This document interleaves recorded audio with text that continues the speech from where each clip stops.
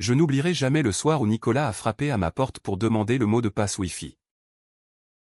Tu es le seul dans l'immeuble à avoir la fibre. Thomas. A-t-il dit avec ce sourire poli qu'il réservait aux voisins. Mais quand nos doigts se sont frôlés en échangeant le bout de papier, j'ai senti que plus rien ne serait jamais comme avant. Tout a commencé par une panne de connexion. Un prétexte aussi banal que dérisoire. J'habitais depuis 6 mois au 5e étage d'un vieil immeuble haussmannien de la rue des Martyrs, à Pigalle. L'appartement était minuscule. Mais la vue sur les toits de Paris valait tous les sacrifices. J'avais 28 ans. J'étais graphiste freelance. Et je passais mes journées seul devant mon écran, à fuir les souvenirs d'une rupture encore trop fraîche. Nicolas occupait le 6e. Juste au-dessus. 53 ans. Veuf depuis 7 ans. Professeur de littérature à la Sorbonne. On se croisait parfois dans l'escalier. Il me saluait toujours avec une courtoisie un peu distante. Comme s'il portait encore le deuil de sa femme en bandoulière. Je l'observais à la dérobée, sa silhouette élancée. Ses cheveux poivre et sel impeccablement coiffés. Cette voix grave qui semblait faite pour lire Baudelaire à voix haute. Je me disais qu'il appartenait à un autre monde. Plus élégant. Plus achevé que le mien. Ce soir-là, il a frappé 3 coups secs. J'ai ouvert. Torse nu.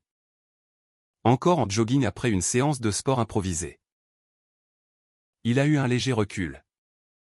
Comme surpris de me trouver ainsi. Ses yeux ont glissé une fraction de seconde sur ma peau avant de remonter vers mon visage. Désolé de te déranger si tard. Thomas. Mon fournisseur m'a lâché. Tu aurais le Wi-Fi à me prêter? Juste pour ce soir. J'ai souri. Un peu gêné. Bien sûr.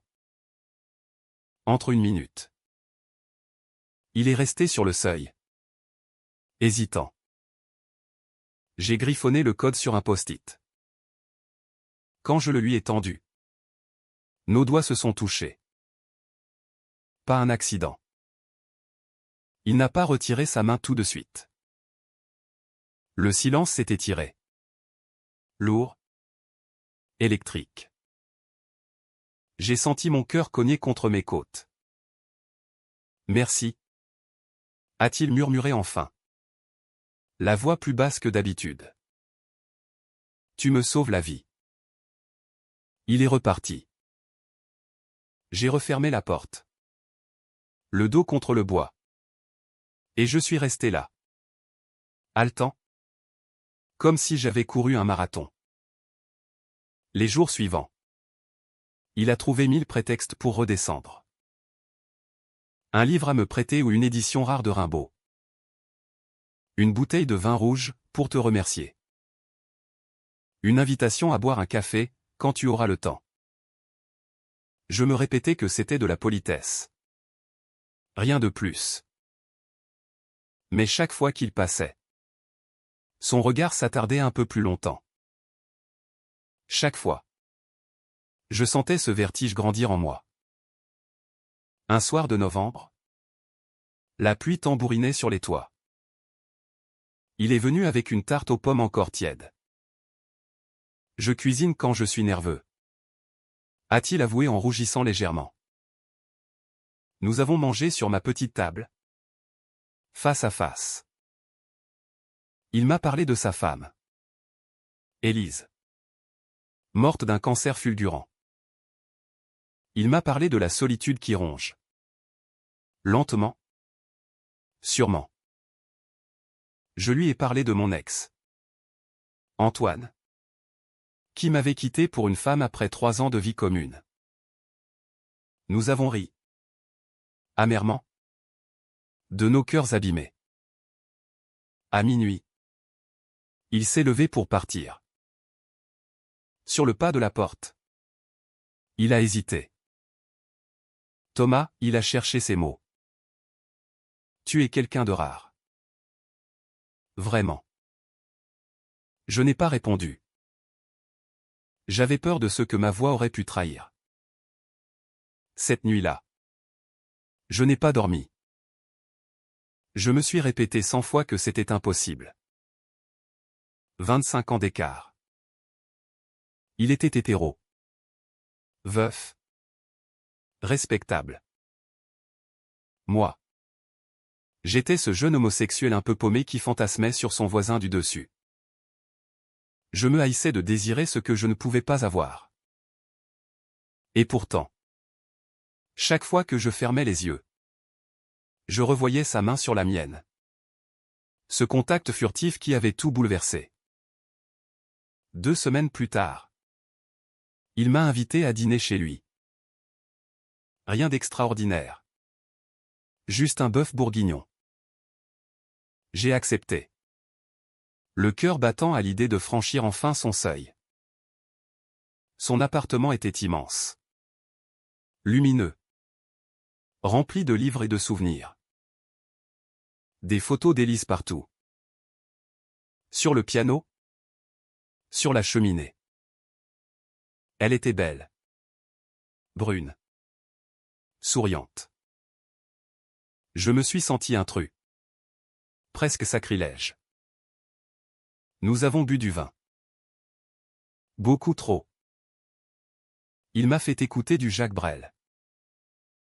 À un moment, nos genoux se sont frôlés sous la table. Aucun de nous n'a bougé. Le silence est devenu insoutenable. Il a reposé son verre. Lentement. Thomas. Il faut que je te dise quelque chose. J'ai retenu mon souffle. Depuis la mort d'Élise, je n'ai plus touché personne. Je pensais que c'était fini pour moi. L'amour, le désir, tout ça. Sa voix tremblait. Et puis tu es arrivé. Et tout a recommencé. Le monde s'est arrêté. Il a levé les yeux vers moi. Je ne sais pas ce que je suis. Je ne sais pas si j'ai le droit. Mais je sais que je pense à toi sans cesse. Que je rêve de toi. Que j'ai peur de ce que ça veut dire. J'ai senti les larmes monter. Pas de joie. De terreur. Parce que je savais déjà que ce qui allait suivre serait magnifique et destructeur à la fois. Je me suis levé. Je suis allé vers lui. Je l'ai pris dans mes bras. Il s'est raidi d'abord. Puis il a enfoui son visage dans mon cou. Nous sommes restés ainsi. Tremblants. Pendant ce qui m'a semblé une éternité. Quand il s'est écarté. Ses yeux étaient pleins de larmes. Je suis trop vieux pour toi. J'ai une vie derrière moi. Des enfants. Une réputation. Je me fiche de tout ça. Ai-je murmuré. Il a secoué la tête. Tu dis ça maintenant. Mais après? Quand les gens parleront? Quand mes filles sauront? Je n'avais pas de réponse. Seulement ce désir brûlant? Cette certitude absurde que nous étions faits l'un pour l'autre malgré tout. Cette nuit-là. Il ne s'est rien passé de plus qu'une étreinte. Mais elle a suffi à sceller notre destin.